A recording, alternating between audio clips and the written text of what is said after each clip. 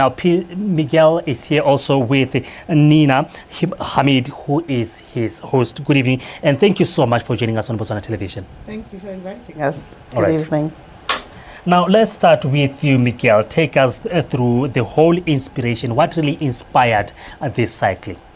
The thing that inspired to start this cycling was the pain that we live there in Congo.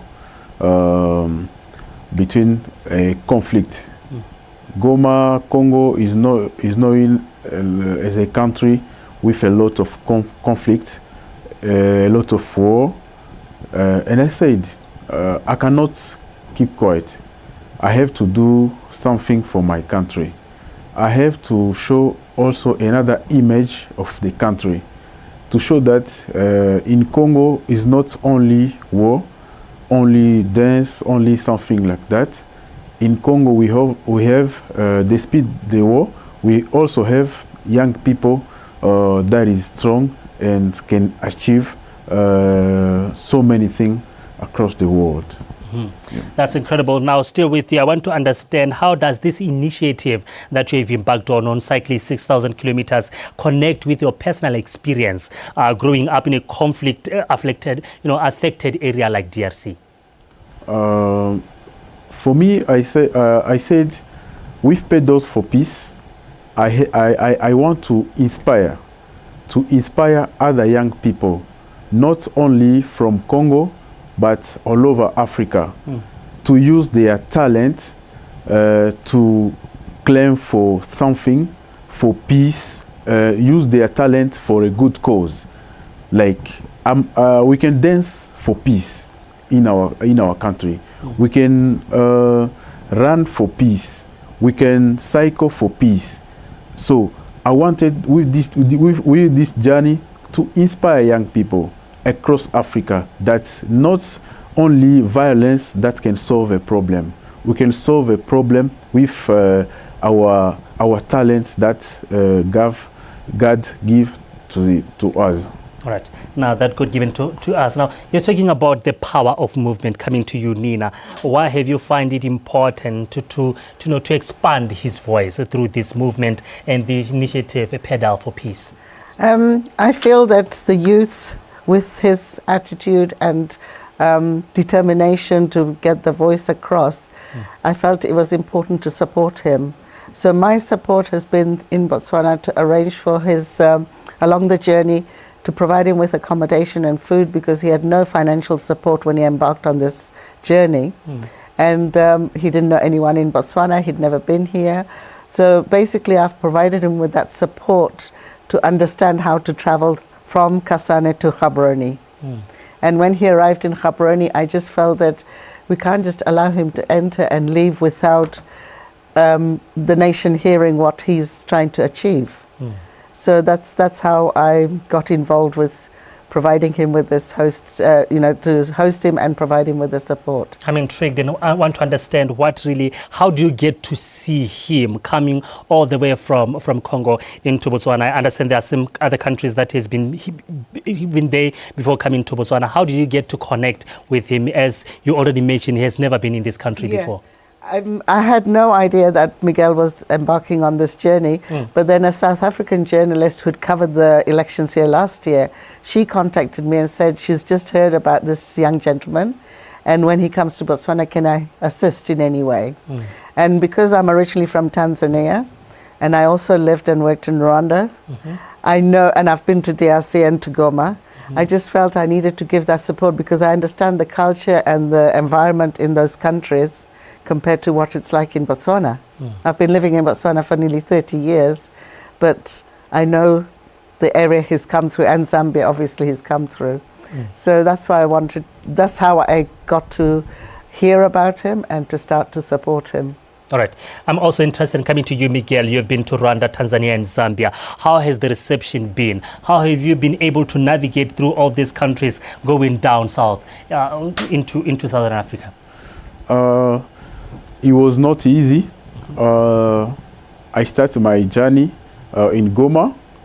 I crossed Rwanda, enter Kigali, the capital city of Rwanda.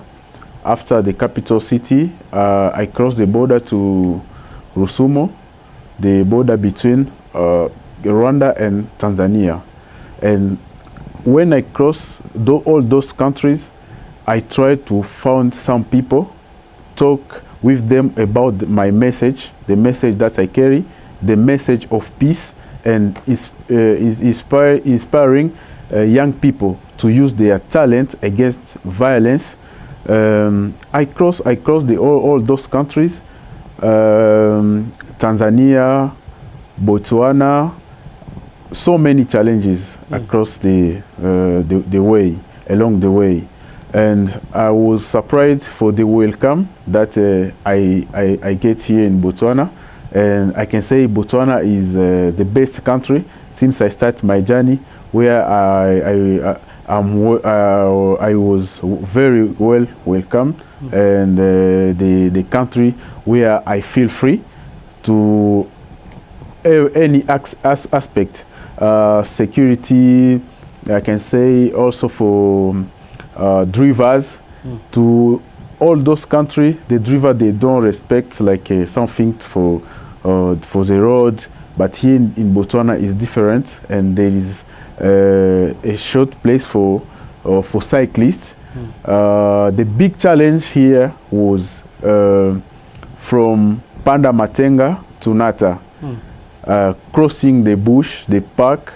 It was is the hardest day of my journey. I crossed so many places, Tanzania, so many parks, but here in Botswana is the hardest. Why was it hard? What was it, that challenge? You know, I crossed 200 kilometers.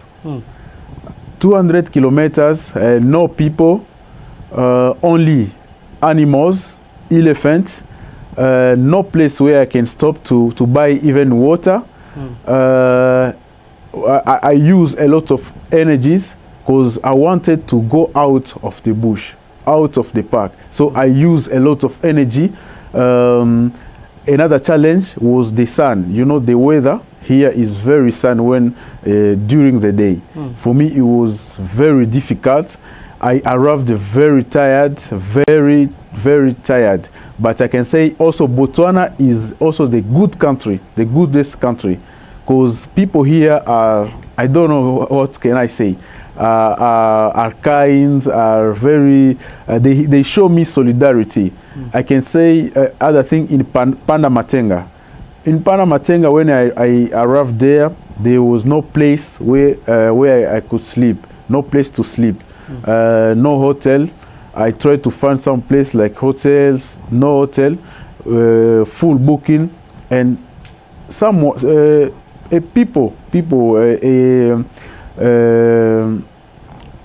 people from there.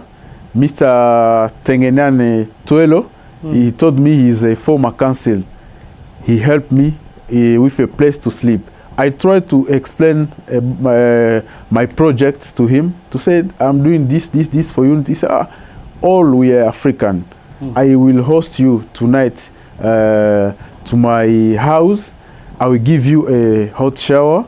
I give you food, and in the morning they give me even breakfast. He said, "You are my son. I will welcome you." I said, "What is this?" And is the image of Africa that I want to show that the solidarity of Africans with this project. Most definitely, I was going to be surprised if at all you haven't been received the warm welcome in this country, because that's what Botswana is known for. We'll get to the challenges as we move on. He's talking about the reception that he got here. What other, support did you give to him? He's talking about the fiscal challenge. I believe he's gone through the physical, the emotional, and the logistical challenges. How are you going to make sure that going through to other African countries or to South Africa, because he is headed for Cape Town, he's going to receive more support?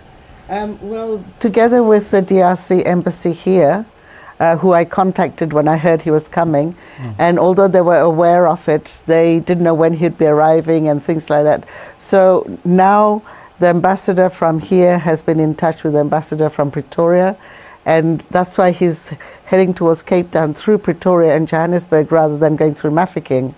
And hopefully they will provide the support there. But from my side, my son lives in Johannesburg.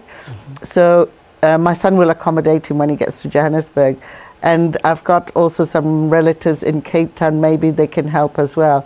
But the rest of the journey, he's going to have to find his way himself, like he did through Tanzania and Zambia. With Zambia, he had, again, assistance from the DRC embassy. All right. Yeah. Now, I want to understand most of the challenges. You partly answered that, the challenges that you've been through, especially physically, emotionally, and logistically. I understand that you use your bicycle to navigate through all these bushes and going through all the animals. How have you, managed to navigate all this?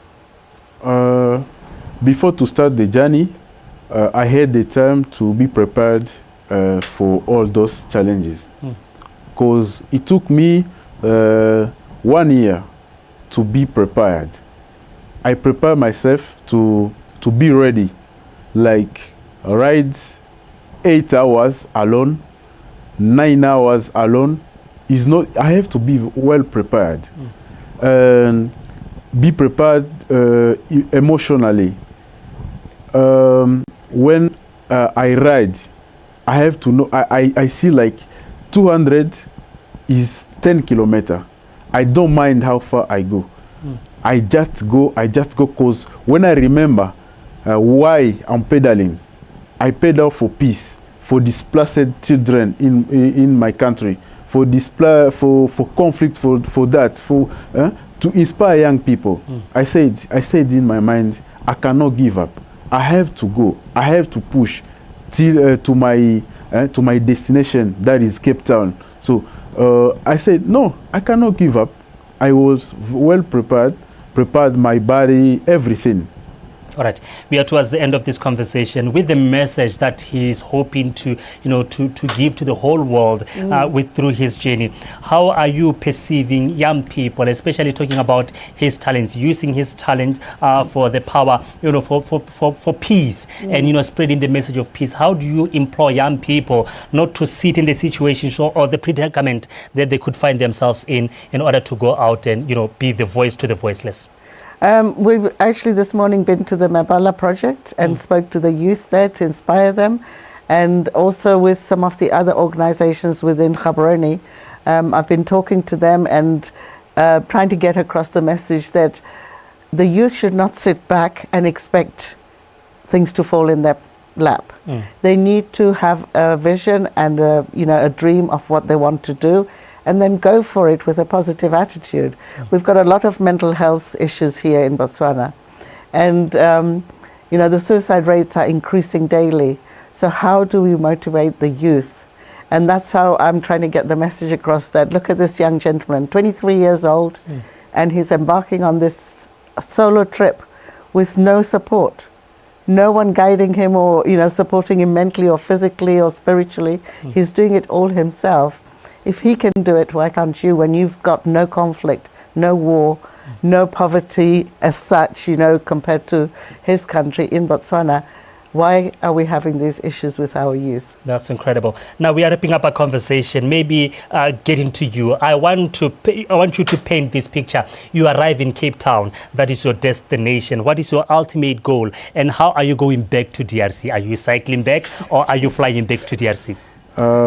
My ultimate goal is to create a foundation, a foundation that will anchor the young people across Africa to inspire them about using their talent.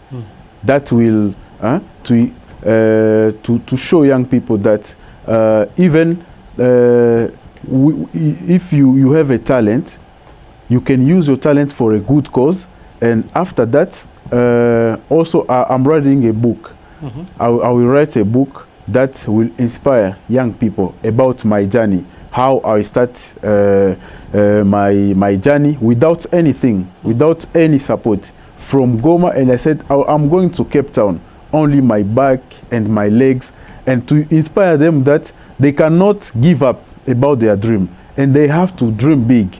no, don't wait for something, for support or something. If you have your dream, follow your dream.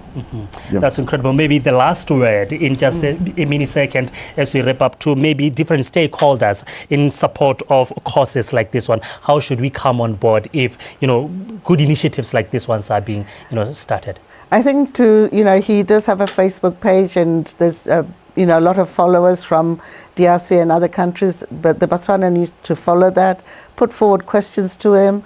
If there's any other organizations who want him to inspire their youth, they can contact him through me, where we can even do a Zoom call or something like that. But within Botswana, we have a lot of talent of people who can also inspire the youth, especially to change the mindset. I think that's the main aim that Miguel is also trying to achieve, that if the youth's mindset is changed, hopefully future generations, there'll be more peace than conflict. Most definitely. Unfortunately, we have run clean out of time, but I believe this is an inspiration. Thank you for your time. Thank you very much for your time. And that is how we come to the end of this conversation. I'm coming right back with the 7 o'clock bulletin.